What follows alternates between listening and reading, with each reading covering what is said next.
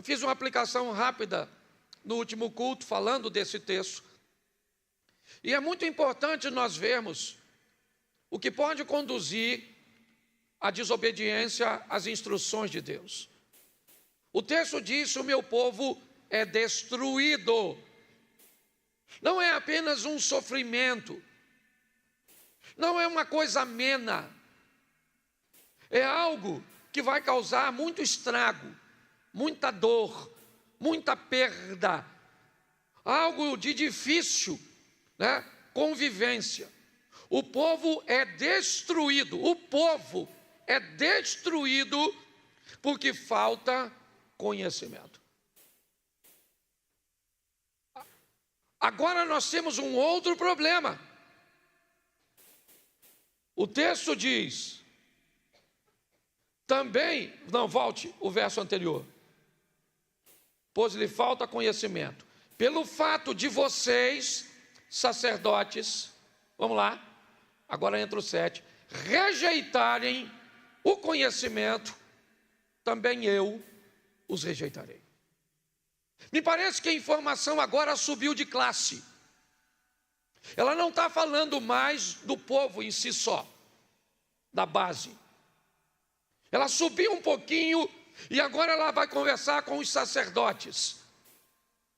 E os sacerdotes cujos quais Deus está conversando, não falta para eles conhecimento. O que falta para eles é obediência ao conhecimento que tem. Cabia aos sacerdotes, e aqui eu não vou colocar apenas o ambiente sacerdotal, as pessoas que sobem no púlpito, os pastores, mas eu vou dizer às pessoas que já deveriam ter maturidade o suficiente no Evangelho para oferecer exemplo às pessoas novas que estão chegando. Cabe a todos nós a responsabilidade de mostrar a essas pessoas novas, inexperientes, o valor da obediência, pautada no ensino, é verdade, mas também no exemplo. O povo está perecendo porque sacerdotes, eles estão cometendo 2 erros. Primeiro, de não ensinar. Segundo, de não haver coerência entre o que vive e o que ensina, o que é pior, o que conduz a uma hipocrisia. Então haverá grande destruição, porque Deus vai rejeitar o desobediente, seja ele o sacerdote ou não. Ou seja, está sobre nós, mesmo aqueles que têm pouca experiência, o dever de buscar conhecer a verdade, de buscar saber o que é andar com Deus. Para isso, talvez precisamos colocar sobre esse indivíduo alguma outra coisa, além da palavra e do ensino. Então vamos a João 16, 8. Quando ele vier, convencerá o mundo do pecado, da justiça e do juízo. Só o 8. Quando ele, repita comigo, quando ele vier. Isso, só isso, quando ele vier. Quando ele vier. Quando? Jesus está dizendo aos seus discípulos que ele vai morrer, e é necessário que ele morra, porque com a morte dele, alguém virá. E aí ele diz isso, quando ele quem? O Espírito vier, ele vai convencer as pessoas do pecado, da justiça e do juízo. Então não me basta só saber o que está escrito.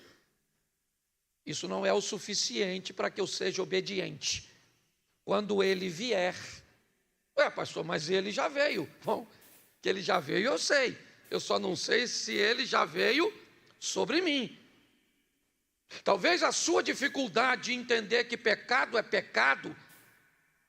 porque você conhece o texto, mas não tem o Espírito. Então, por não ter o Espírito, o pecado não lhe parece pecado. Então você é capaz de não conseguir obedecer, porque você ainda não recebeu o Espírito Santo. E aí, eu não quero entrar nesse aspecto, senão nós vamos ter uma confusão danada de batismo, como funciona, e não me é essa. A intenção é dizer que quando o Espírito Santo vem sobre alguém, ele convence. Entendeu? Ele vai falar com você, certo? E Espírito Santo não fala aos ouvidos. Por que a voz do Espírito Santo é muito mais forte que a voz de um homem? Porque a voz de um homem normalmente fala um ouvido. O Espírito fala ao coração. Então preste atenção. A destruição é feita porque falta conhecimento. A falta de conhecimento nem sempre é a ausência da informação, mas o não cumprimento da informação recebida. Muitas pessoas não conseguem obedecer e aparentemente coisas simples, simplórias, mas sem a força do Espírito Santo, sem o mover do Espírito, convencendo pecado, justiça e juízo, as pessoas não conseguem mudar de comportamento. Também poderíamos levar em consideração um texto quando Jesus está explicando o que é necessário para ser seu discípulo. Se alguém quer vir após mim, negue-se a si mesmo, tome a sua cruz e siga-me. Seguir a Jesus, narrado por ele mesmo, é semelhante a um homem que deseja construir uma torre, que deseja ir à guerra. O que ele faz? Busca todas as informações de forma prévia. Talvez você tenha dificuldade de obedecer porque não procurou saber as informações necessárias para andar com Jesus. Você pensou que dava para andar com Jesus e continuar do mesmo jeito, com o mesmo vocabulário, com a mesma roupa, com os mesmos ambientes frequentando, com o mesmo estilo de vida. Talvez num apelo, num culto extremamente inapropriado, inadequado, indevido, você levantou a sua mão, induzido por uma supergraça que é capaz de cobrir tudo o que você vai fazer sem nenhum tipo de mudança. Então o que nós enfrentamos? Uma igreja com pouca luz. Uma igreja com pouca luminosidade. Vós sois a luz do mundo. Ninguém pega uma lamparina e coloca embaixo da cama, porque o propósito é suspendê-la, é dar a ela um campo de alcance longo. É assim que funciona. O que é um povo com pouca luminosidade? O que é um povo que não serve de referência para o pecador? É um povo que está na igreja, mas não consegue obedecer. Às vezes, por não ser ensinado a obediência. Não obedeço porque eu não sei. Lembra de Filipe evangelizando o eunuco? Entende tu o que lê? O que ele respondeu? Como entenderei eu se alguém não me ensina? Então nós temos o ensino. Mas e quando o ensino foi recebido e mesmo sabendo que não pode fazer, você faz? Aí provavelmente você vai buscar a resposta na fraqueza. na sua fraqueza humana, que te traz a conotação apenas de que você está lutando contra o pecado sozinho. É só isso. Você vai caçar o Espírito Santo em você e ele não está em você. Pelo menos para fazer o que deveria. Porque você pode ter o Espírito para falar uma língua estranha. Mas nem sempre o Espírito que dá a você o dom de línguas recebeu de você a autorização para que você conseguisse. Porque ela é sua. O Espírito é sujeito o único Espírito que não é sujeito a profeta é Satanás. Essa é a verdade. Segundo a Bíblia, o Espírito é sujeito ao profeta. E o Espírito que é sujeito ao profeta, que recebe do profeta a liberdade, esse é o Espírito de Deus, que é educado. Satanás não. Se você já pertenceu, você sabe como é que as coisas funcionam. Se Deus aparece para você e te dá uma instrução, para lá na Pedra da Congonha, lá, o último, lá de cima, amanhã, meia-noite, para fazer uma oração, se você não faz, ele não vai te punir. Quem sabe o que significa o nome cavalo, sabe o que acontece se não for. Então é importante nós entendermos isso. Ver um povo que sofre, que está sendo destruído porque falta conhecimento. Ver uma classe sacerdotal, pessoas experientes, que deveriam dar o exemplo, mas por algum motivo não dá. Entendendo que para recebermos força para vencermos isso, vamos precisar do Espírito Santo. Mas eu preciso caminhar um pouquinho mais com vocês. Primeiro livro do profeta Samuel, capítulo 22. Deixa eu pegar aqui. 15, verso 22. Isso. Porém, Samuel disse: será que o Senhor tem mais prazer em holocaustos e sacrifícios do que em obedecer a sua palavra? Eis que o obedecer é melhor do que o sacrifício, e o ouvir é melhor do que a gordura de carne. Preste atenção nesse texto. Eu não quero saber valor de dízimo e de oferta. Eu não quero saber se você chega aqui 6 horas da manhã e sai daqui 11 horas da noite. Não se iluda que se você trabalha em 2, 3 ministérios, que se você coloca a sua vida trabalhando, tocando, pregando, ensinando, se o seu dízimo é muito alto, se você distribui umas cestazinhas básicas, note o que o texto diz. A obediência é melhor que as ofertas, que os sacrifícios. Olhe bem, Deus tem mais prazer na obediência do que em sacrifício.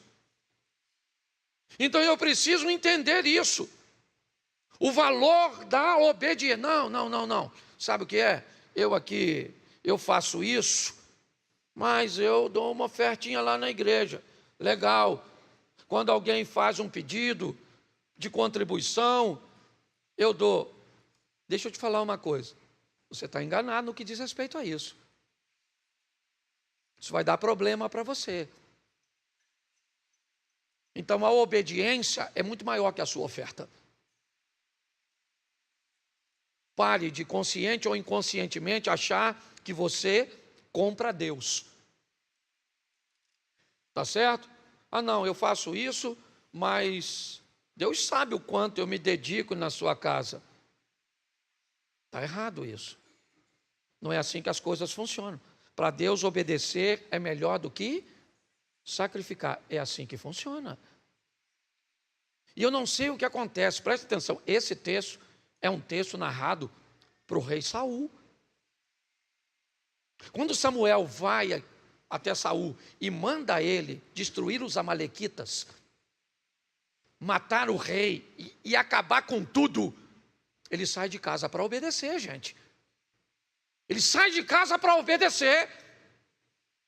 E lá vai ele obedecer a voz de Deus, do profeta Samuel. Vamos lá, vamos pegar os amalequitas, vamos matar a todos, vamos matar o rei, vamos destruir o gado, vamos matar tudo. Destruir tudo, por quê? Porque eram inimigos. É isso, eram inimigos. Queriam ameaçar o povo de Deus. Agora, eu não sei onde. No caminho entre a casa de Saul e o campo de batalha, ele teve uma ideia melhor. Ele olhou para o gado. Havia algumas questões militares, né? Algumas questões de guerra, e uma delas era: se deseja ficar com os despojos, não mate o rei. Então ele não mata o rei para ficar com os animais. E o mais engraçado é que ele escondeu os animais. E quando ele recebe a visita de Saul, ou de Samuel, sabe o que ele diz? Eu fui e obedeci. E Samuel falou: ô Saul, eu estou escutando um barulhinho, um mugido, um balido. Presta atenção, é a desobediência fazendo barulho. Ele falou: não, sabe o que é? Deixa eu explicar, Samuel. Quando eu vi uns gadinhos gordinhos, eu falei: Deus merece isso. É esse o contexto. O cara está desobedecendo e dizendo que a sua desobediência é para agradar a Deus. Então, deixa eu falar uma coisa para você. O que vai de desobediente, sem noção, por o inferno, não, um lugar quente, vai ser muito. Então, repita assim: obedecer. Eu vou adaptar bem a nossa aqui. Fala assim: seu trabalho, seu dinheiro e seu tempo não é tão valioso quanto a sua obediência. Isso, falou todo mundo para mim. Você tinha que olhar para o lado para falar. Mas tudo bem, vou ficar com essa. Tá certo? Segunda coisa, Mateus 21, 28. O que vocês acham? Um homem tinha dois, chegando-se ao primeiro disse o quê? Filho, vá hoje trabalhar na vinha.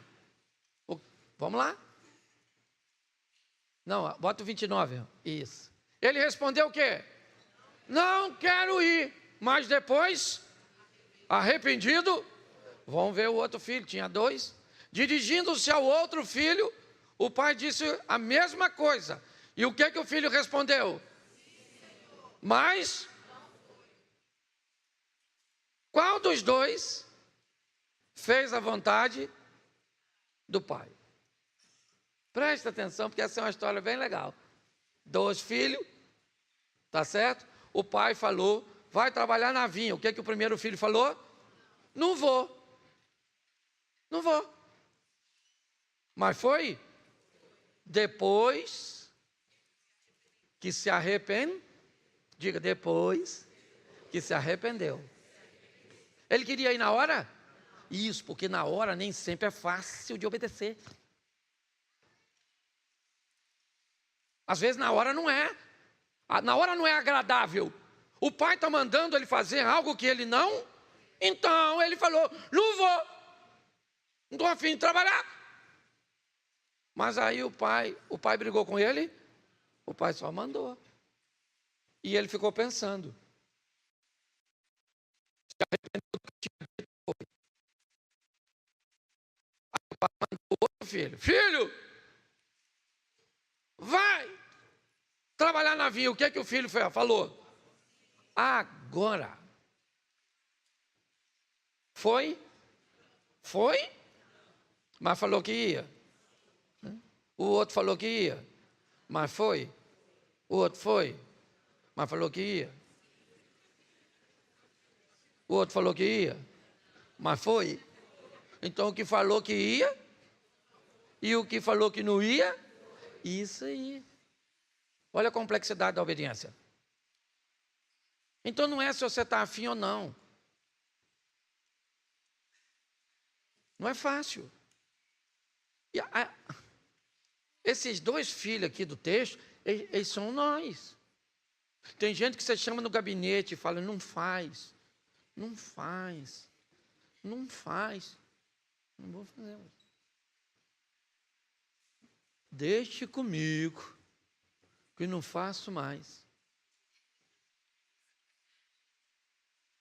Aí sai e faz. E o outro fala: pastor, eu acho que eu vou fazer. E não é fácil não, pastor, não é fácil não. Obedecer não é fácil, mas é possível. Ou então a gente vai virar um montão de sem vergonha. É ou não é? Não aguento isso, não aguento ver aquilo, não aguento fazer isso, não aguento ver aquilo outro. Não aguento... Então a gente tem que deixar a igreja. Porque o Espírito Santo é capaz de nos dar força, de nos fortalecer para que consigamos obedecer ao Senhor. É fácil? Não é fácil. É possível? É possível. Deixa eu seguir aqui, que esse culto é mais curtinho. Vamos lá. Apóstolo Paulo, Romanos 7,19. Coloca aí. Por quê? Porque o quê? Não faço o bem que eu, mas... Lê de novo.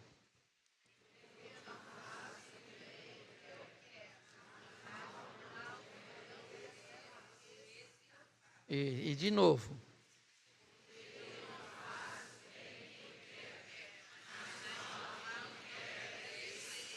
Quem falou isso? Quem escreveu isso? Ele está falando com a dificuldade. Qual é a dificuldade? Obedecer. O bem que eu quero fazer, eu não. O mal que eu não, isso. Você quer segredo para a obediência? 2 eu te dou. Primeiro, ande com quem obedece, que ele vai mostrar para você que é possível. Se você só anda com quem não obedece, como é que você espera se tornar um obediente? Ande com quem obedece, ande com quem vive o que você quer viver. Se aproxime dessas pessoas, do conteúdo dessas pessoas. E segundo, descubra de fato o que é obediência. Eu vou deixar isso um pouquinho mais à frente. Mas é importante nós entendermos isso. Eu quero obedecer, tá certo. Eu quero. É desafiador? Sim, é desafiador. É possível? É possível.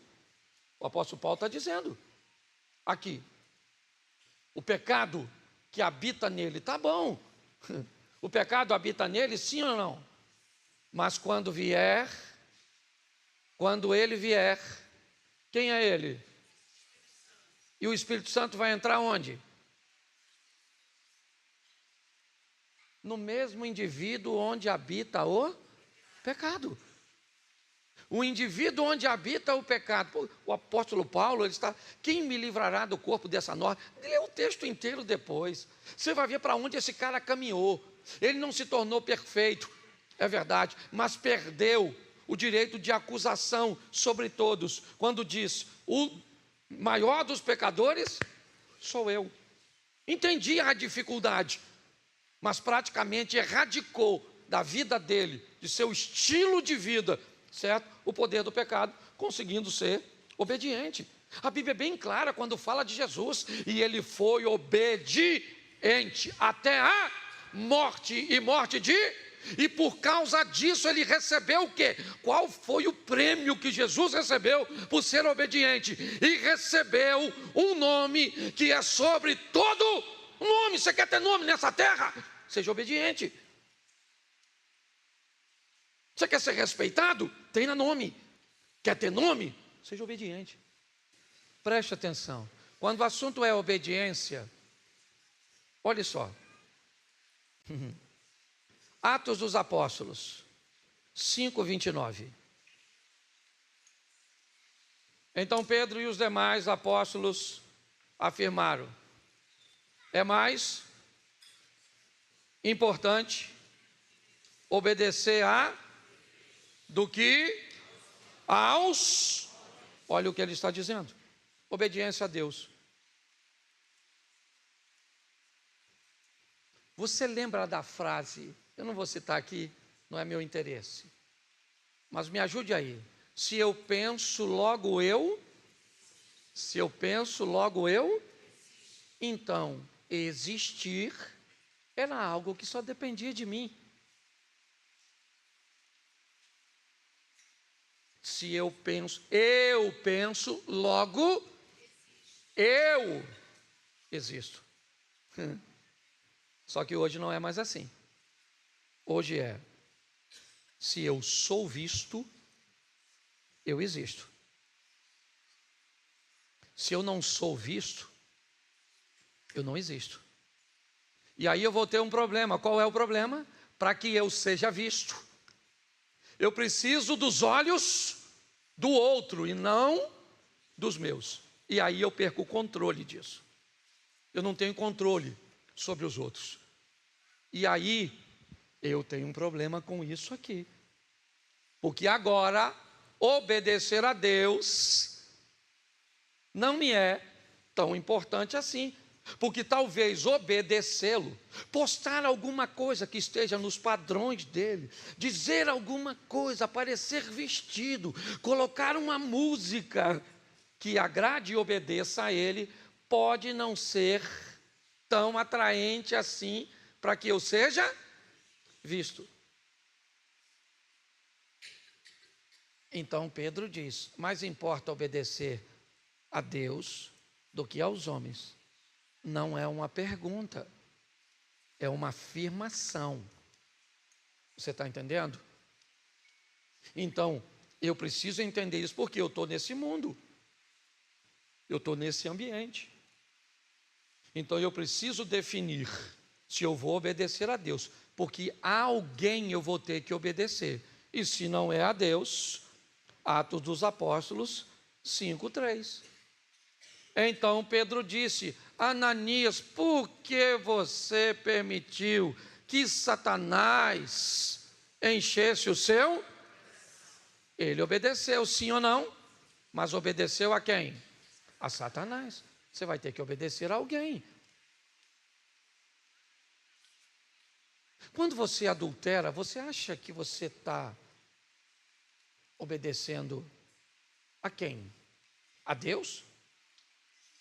Sim ou não? Não. Pastor, então você está querendo dizer que todas as vezes que eu adultero, que eu peco, eu estou obedecendo a Satanás? Não, porque ainda tem a terceira obediência. Mas muitas vezes, quando você desobedece, quem vai estar lá te instruindo a desobediência é ele, Satanás.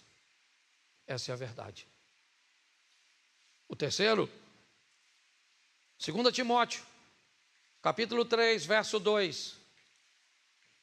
Pois os seres humanos serão egoístas, avarentos, orgulhosos, arrogantes, blasfemadores, desobedientes aos pais, ingratos, ímpios, sem afeição natural, implacáveis, caluniadores, sem domínio de si, cruéis, inimigos do bem, traidores, atrevidos, convencidos, mais amigos dos prazeres do que amigos de... Esse é o último desobediente, aquele que resolveu obedecer a si mesmo. Não, eu quero obedecer a mim. É um direito que você tem, irmãos. Qual é o grande problema dessa brincadeira? é que o evangelho cresceu. O crescimento do evangelho, certo? Ele arrebanhou um número grande de pessoas. E hoje nós temos no mesmo ambiente, seu Abner, gente que está na igreja, mas só obedece a si mesmo. E não tem que ir embora não, viu? Tem que ficar aqui. Só não é gente para ser copiada. Só não é gente para virar exemplo. Mas não manda esse povo que obedece a si mesmo, não, que se não se transformar, quando ele vier, entendeu? Nós vamos continuar pregando, vamos continuar cantando, vamos continuar, e eu já descobri algumas coisas. Como é que eu vou falar? Está transmitindo, irmão?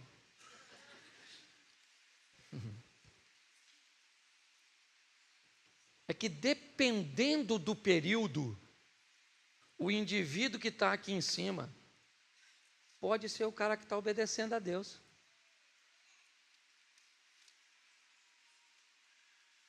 Mas dependendo do período da vida do cara que está aqui, ele pode estar obedecendo a Satanás. Dependendo do período da vida de quem está aqui, ele pode estar obedecendo a si mesmo.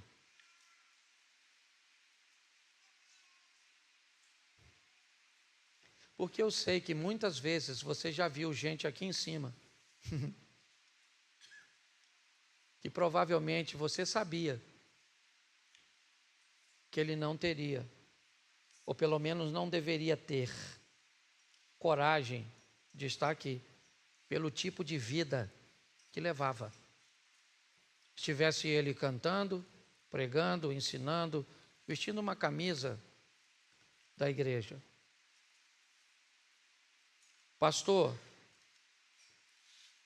como é que um pastor e um líder se comporta dessa forma? Eu tenho perguntado muito a Deus. Quem está aqui desde quando a igreja estava do lado de lá? Levanta a mão. Você lembra da frase que estava escrita na frente da nossa igreja? Qual era?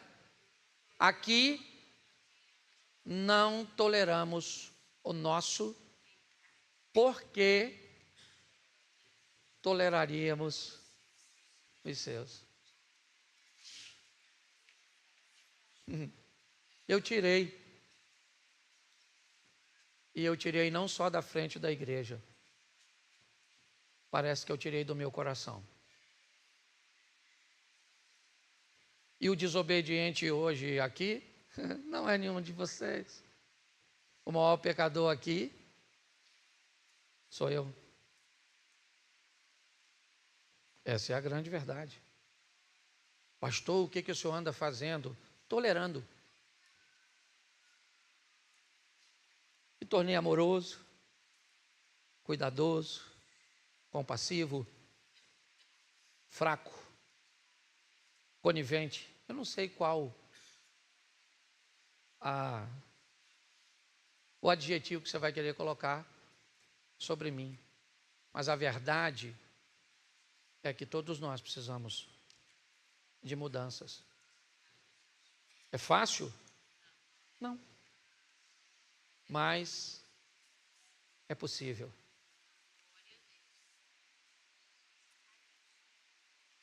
É desafiador? É desafiador. Porque eu tenho perguntado, e eu já citei isso aqui, vou citar novamente. Quando João acusa Judas de ser ladrão e pertencia ao ministério de Jesus, eu me perguntei, se João sabia que Judas era ladrão, será que Jesus não sabia? Por que o tolerou tanto tempo no seu ministério? Pare para pensar.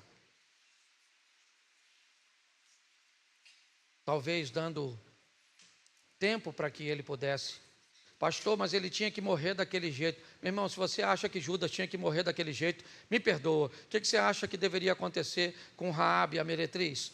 Com a moabita Ruth, certo? E com tantos outros. Todos sempre merecem e recebem de Deus uma oportunidade de mudança. Essa é a grande verdade. Nós precisamos de uma igreja séria, firme, santa. Essa é a verdade. Não cabe ao pastor remover ou separar joio de trigo. Deus vai fazer isso. Mas às vezes nós precisamos de determinadas decisões, que às vezes ferem mais. Você já bateu no seu filho e depois foi chorar? Quem aqui já fez isso, por gentileza? Isso. Certo? Se coloque de pé. Feche seus olhos. Senhor nosso Deus e Pai soberano, a redenção, ela foi elaborada pelo Senhor, porque há no Senhor o desejo de que todos se salvem e nenhum se perca. Às vezes nos deparamos com algumas pessoas em fases de sua vida que não são das melhores, que envolve tantas coisas erradas, ó Deus. Mas a Tua palavra também nos ensina que onde abundou o pecado, superabundou a graça. Sabemos que podemos contar com a Tua misericórdia, com o Teu cuidado, com o Teu carinho, ó Deus, e principalmente com o Espírito Santo de Deus. Toma cada um de nós em Tuas mãos. Não somos super-homens, mulheres maravilhas, mas estamos todos lutando, ó Deus. E que possamos, ao olhar alguém que não tem forças para lutar, para olharmos muitas vezes para um dissimulado. Às vezes, ó Deus, um hipócrita está em nosso meio. Alguém que fala o que não vive. Alguém que pode estar tentando enganar a tua igreja. Mas quando alguém olha para essa pessoa e sabe o que ela faz, a tua própria palavra diz: vá até ela e diga: eu sei o que você está fazendo, pare de fazer. Mas às vezes não é isso que fazemos, Senhor. Nós falamos para todo mundo o que a pessoa faz de errado, menos para ela mesma.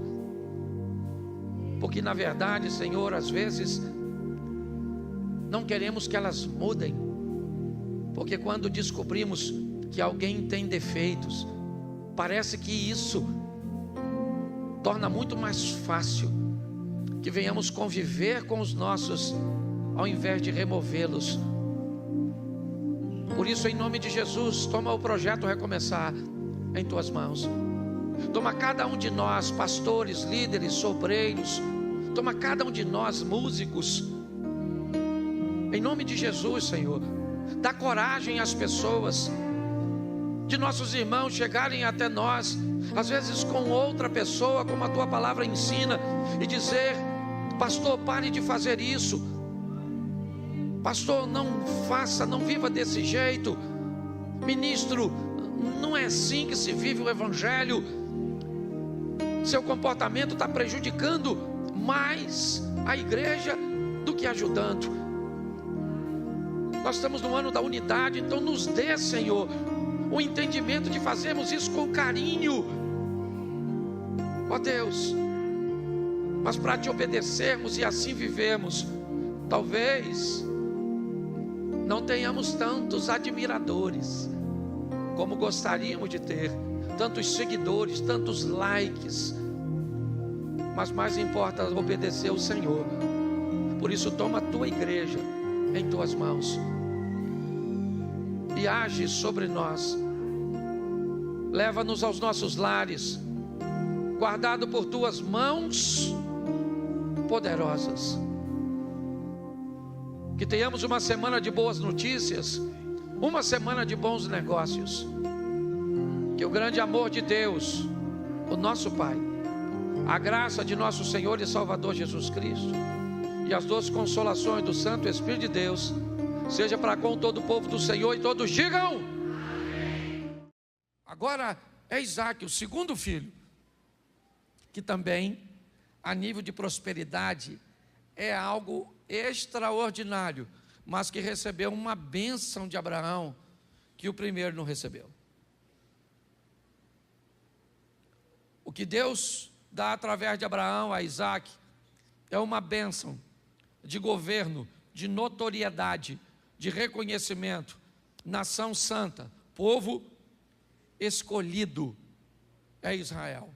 Eu tenho algumas reservas no que diz respeito a essas questões, às vezes de simbologia, bandeiras, essas coisas. Eu não sou, a minha fé não é muito posicionada nessas coisas, mas eu também não tenho restrições, desde que não infringe. Mas quando eu olho para Isaac, eu vejo 100 anos de idade, Isaac nasce, e Abraão agora vai ensinar esse garoto. Abraão vai mostrar a esse garoto o que Deus pode fazer através dele. Sabe o que me encanta em Isaac, diferente de Abraão? Rebeca também era estéril, igualzinho a Sara. Rebeca também tinha servas. Rebeca também podia fazer uso da lei e botar seu marido para se deitar com uma outra mulher, sim ou não? Mas ela fez? Ela não fez. Não. Rebeca não fez isso. Eu acho extraordinário, porque provavelmente isso é feito por causa de uma instrução de Abraão. Isaac, escuta que o papai vai te falar. Deus prometeu que nós seremos uma grande nação, e eu queria tanto ter um filho, que foi por isso que eu peguei Ló, seu primo. Depois eu aceitei me deitar com Agar, para ter seu irmão Ismael, e por último, você acabou nascendo. Então, meu filho, não cometa o mesmo erro que eu. Olhe só, não cometa. Eu queria que você, pai, saísse daqui hoje entendendo que o que Abraão deu para Isaac, não pôde dar para Ismael, porque não podia pegar a bênção da primogenitura e a bênção que ele tinha que ministrar, não dava para dividir. Você vê isso quando acontece com Esaú e Jacó. Mas eu hoje, como pai, e você também, podemos dar as duas coisas para um filho só, ou para todos eles. Podemos fornecer todo o exemplo religioso, toda a visão que Deus deu a Isaac, mas também podemos oferecer toda a estrutura que Abraão ofereceu a Ismael. A grande dificuldade hoje que temos nessa geração, queridos, é a postura masculina. A cada dia que passa ela está se enfraquecendo cada vez mais. Parece que é um jugo forte que nós estamos colocando sobre os homens, mas não é. É responsabilidade nossa. Você não sabe o que é para tua filha, cara. Esse dia eu cheguei no restaurante, esse aqui estava almoçando com a filha dele, porque tinha batido uma meta na escola. Você não tem noção do que representa aquilo. Tirar um tempo para seu filho. Chega em casa hoje, cara, deita na cama do lado daquele marmanjo. dar um abraço nele, ele vai falar, que isso, que isso, que isso, que isso, que isso. Ficar cala essa boca, menino, que você é meu. Vim da igreja agora, eu vou orar por você. Ora, ministra no coração desse menino, até ele chorar. Eu falei assim, não, pai. Isso, pega essa menina sua. Vai cuidar dela. Por quê? Porque Deus não desiste de você, porque você vai desistir dos seus filhos. Não bota, hoje eu não quero, hoje deixa as mulheres de folga. Porque só sabe o que mulher faz quando nós vamos fazer. Termina aqui um tempo atrás, eu já falei isso aqui. Às vezes você é homem, procura sua esposa, ela diz, não quero, estou cansado, lavo, passo, arrumo casa. Um dia eu falei, num dia de domingo, eu falei, dane-se. Falei com a minha mulher, hoje você dorme, acorda a hora que você quiser. Quem arruma a casa sou eu, quem faz comida sou eu vou fazer tudo, você não faz nada. Quero ver se esse negócio cansa. Chegou a noite, ela falou, e aí, Cláudio? Eu falei, me deixa em paz. Me deixa em paz, me deixa em paz, que eu não quero saber de nada. Basta inverter a posição. Então, e eu termino aqui. Ô paizão, pastor, qual é a melhor coisa que eu posso fazer para meu filho? Tratar bem a mãe dele. A melhor coisa que você pode ser, certo? Para seu filho, é seu filho ver você tratando bem a mãe. Isso. Ah, pastor, mas ela é ruim, mas é sua. Não tem nada a ver com isso. Fica de pé. Fala assim comigo, só os homens, eu sou um bom homem. Eu só ainda não sei disso. É brincadeira. Deus abençoe a sua casa. Me ajude alguém no teclado aqui, vamos terminar. Feche seus olhos, fecha aí. Se você estiver com sua esposa, se você estiver com seus filhos, fica pertinho. Você quer que seu filho aprenda a te perdoar? Ele já viu você pedindo perdão para sua mãe? Ou para a mãe dele, sua esposa? Mostre para seus filhos como se faz. Pai, só quem não tem sabe a falta que faz. Às vezes, quem tem não dá valor nenhum. Que nós possamos mostrar para os nossos filhos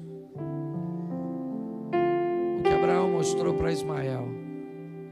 Você vai sem dinheiro, mas vai com Deus. E Ele é o dono do ouro e da prata. E me prometeu que vai fazer de você grande. Uma hora seu filho vai ter que ir embora, por bem ou por mal, com seu consentimento ou sem ele. A vida é desse jeito. Mas nada melhor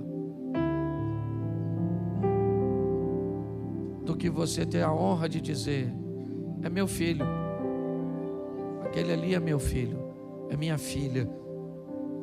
Pai, abençoa cada lar, abençoa os casamentos, que não sejamos omissos, que sejamos realmente sacerdotes, que possamos cuidar de nossas esposas, a ponto de nos tornarmos exemplo para os nossos filhos, para que as nossas filhas queiram se casar com um homem como nós, para que os nossos filhos queiram ser uma versão melhorada. E se por algum motivo, ó Deus, alguns estão no momento filho pródigo, no momento da aventura, no momento de ir embora, nós não podemos ir com ele, mas nós vamos continuar com o Senhor, para trazer nossos filhos de volta, estejam eles onde estiver. Eles são teus, ó Pai, e são presentes. Filho não é acidente, não. Filho não é maldição. Filho é herança. Abençoa, ó Pai, todos os pais, aqueles que nos assistem. Te damos graças por tudo. Leva o teu povo debaixo da tua mão poderosa. Que tenhamos uma semana de vitória, uma semana de bênção, uma semana de boas notícias, de bons negócios, no derramar do teu Espírito. Que o grande amor de Deus, nosso Pai, a graça de nosso Senhor e Salvador Jesus Cristo e as duas consolações do Santo Espírito do Senhor seja para com todo o povo de Deus, e todos digam. Pensa só, essa também é bem bagunçadinha, para quebrar nossos paradigmas. Enviou Josué, filho de Num, 2 homens desde Sitim, a espiar secretamente, dizendo: andai e observai a terra e a Jericó. Foram, pois, e entraram na casa de uma mulher prostituta, cujo nome era, e dormiram. Ô gente, seja franco. Suponhamos que nós vamos fazer uma visita. Tem alguém de Petrópolis aqui? Então eu vou trocar. Não estou querendo ofender nada não, tá? Vamos pegar uma palavra. Deixa eu pegar aqui, confim da terra. É porque tem gente na internet. Tá certo? Então vamos dizer que nós fôssemos enviados lá nos confins da terra. Eu e tu. E a gente chega lá, 2 crentes. Quem nos mandou foi Deus. Tu ia aonde? Para dormir na casa da dona Raabe, um prostituto? Seja franco, tu tem reputação, crente. Eu acho isso mó barato. Primeiro porque essa mulher não pertence ao povo de Deus. Olha a salvação passando em Jericó. É ou não é? A Raabe quer ser salva, sim ou não? Mas mais do que ela quer salvar quem? Toda a sua família. Eu gosto dessa dona. Uma vida meio torta, mas meio certa. Aliás, quem aqui tem direito de falar contra a dona Raabe? O nome dela está na genealogia do Cristo. E o teu está no Serasa. Pense nisso. Olha que diferença, você botando defeito nela. Muita gente sorriu porque achou graça. Outros sorriram porque lembraram que é verdade. Mas preste atenção em mim. Ô gente, são espiões. Quem são aqueles 2 espias? Eles são a oportunidade de Raabe segurar, a salvar. É isso. Isso é a salvação passando em 2 possíveis clientes que entram na casa de uma prosti para levar a salvação. Às vezes, ela vai vir num modelo bem esquisito para nós, extremamente perigoso. Raabe põe sua vida física em risco para conseguir o direito de receber também a espiritual. Ela disse: eu quero a garantia de que eu e a minha família. E sabe o que os homens disseram? Então nós vamos fazer um acordo. Se você nos recebeu aqui nessa casa, olha só, olha bem, a salvação entrou na casa de Naamã através de uma menina e entra na casa da prostituta Raabe com 2 espias, e os espias dizem para ela: quando nós invadirmos Jericó, todos os seus familiares devem estar dessa porta para dentro e porta fechada. Nós não damos garantia nenhuma do que vai acontecer lá fora. É o mesmo processo que acontece o tempo inteiro. Se formos usar a arca de Noé como exemplo, é isso aí. Fecha o que está aqui dentro, está seguro, o que está lá fora está em jogo, certo? O sangue cobriu, fechou. Quem está fora do sangue está fora. É assim que funciona. É sempre a salvação tentando nos alcançar. E aqui, passando por Jericó. É assim que funciona.